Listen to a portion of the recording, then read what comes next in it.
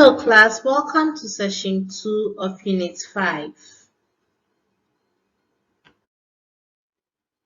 Session 2, Trust, Justice and Ethics.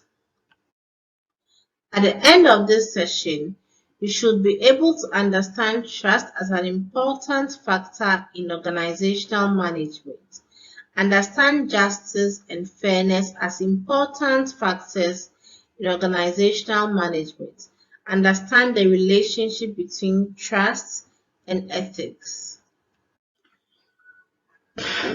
Trust. Trust is defined as a willingness to be vulnerable to an authority based on positive expectations about the authority's actions and intentions.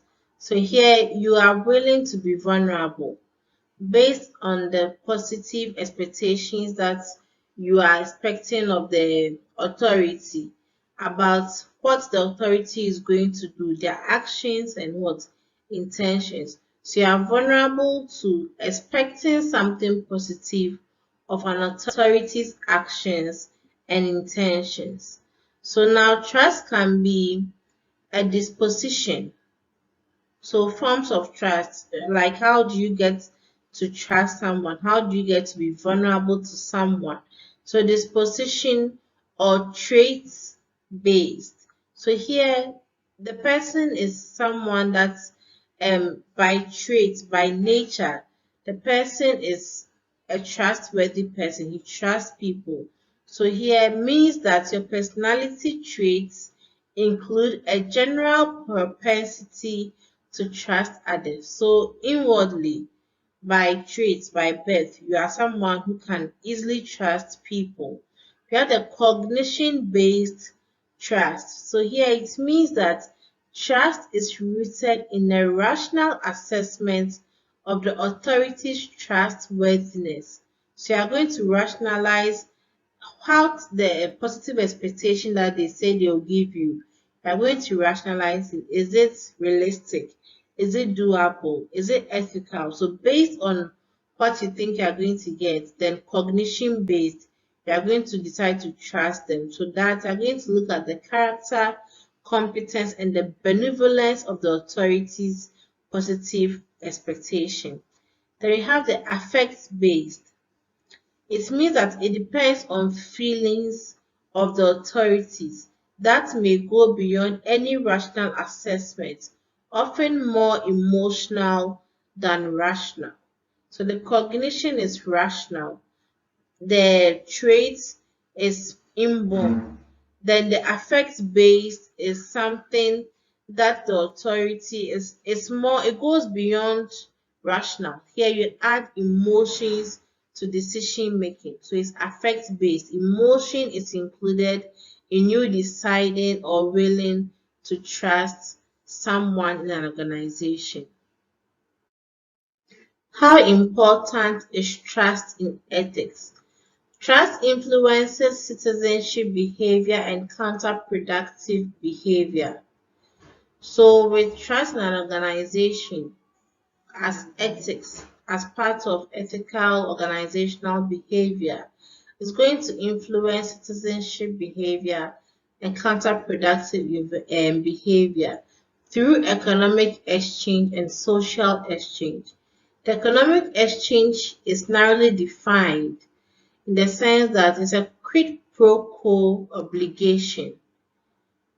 A quid pro quo obligation, what I get in exchange of something. So you get something in exchange of something, and it is narrowly defined.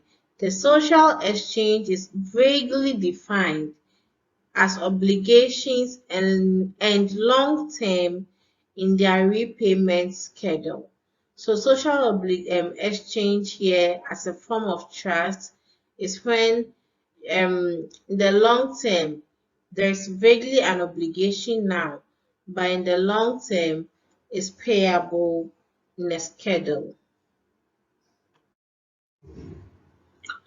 Justice.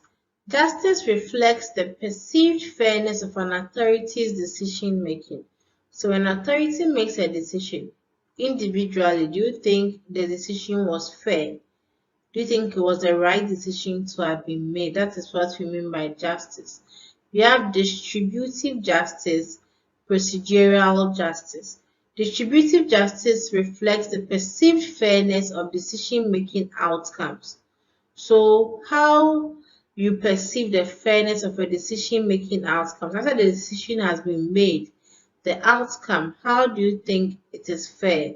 And mostly it is in line with pay, rewards, evaluations, promotions, and work assignments. So, as you are distributing, as you are sharing something in the organization, as you are sharing decision making in the organization. After you've shared it in relation to these points I've just mentioned, how do people see it to be fair? Do they think they were paid fairly, the reward was fair, the promotion you gave them was fair, and the assignment that you gave them was fair? Procedural justice. This one, it reflects the perceived fairness of decision-making process. So the process in which you use to make an ethical decision is what we are going to assess whether it is fair or not. Whether you moved from step A to step B, step A to step C, how fair were you in your decision-making process? So here you have procedural justice rules. Here the voice, who is the one making the decision, the correctability, do you request, if someone requests for an appeal, would it be granted? Consistency, bias suppression, representativeness, and accuracy are some of the things that we look at in procedural justice to rule whether the decision in the decision making process was fair. Interpersonal justice reflects the perceived fairness of the treatment received by employees from authorities. So, how do employees see how they are treated by authorities? So, you have the respect rule. Do employees or do they feel they are being treated in a dignified and sincere manner? That means the authority that they are under, are the authority treating them in a dignified and sincere manner in its decision making? That's the propriety rule. Here are authorities refraining from using improper or offensive remarks in their day-to-day, maybe assignment of duty of communication in the organization. We have the informational justice, which reflects the perceived fairness of the communications provided to employees from authorities. So perceived fairness of how you are being communicated to as employees by authorities. We have the justification rule. Here, authorities are expected to explain decision-making process to employees. So employees expect the authority to explain any decision-making process that they had undertaken to them. The truthfulness rules. Communication should be honest and candid.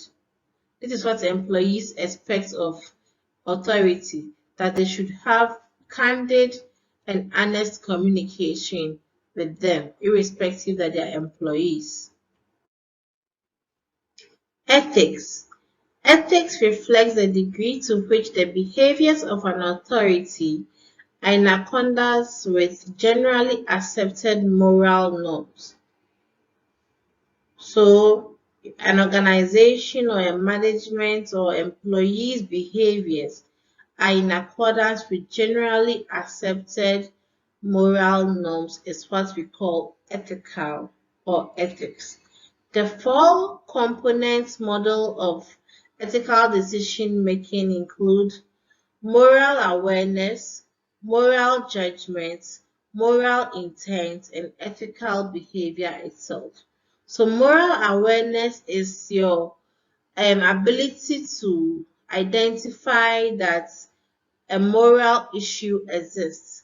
So you are aware that something moral needs to be done. So a moral issue exists. Under moral awareness, we have moral sensitivity, moral insensitivity. So the moral sensitivity is our ability to recognize that a particular decision has to contain ethical values. So a decision has to be ethically content content made. So there should be ethical components in the decision that you make. So that's ethical sensitivity. You sense that the decision that you're coming to make should be ethical. Moral intensity, that is ethical agency. The need for the decision to be ethically made with agency. So that one, you know that there should be moral agency in your decision making. We have moral judgment, the morality of an organization to do the right thing, the right course of action. So the morally right course of action is what we call the moral judgment. So here the cognitive moral development theory stages of development. It is very important that you use the stages of moral development at this point.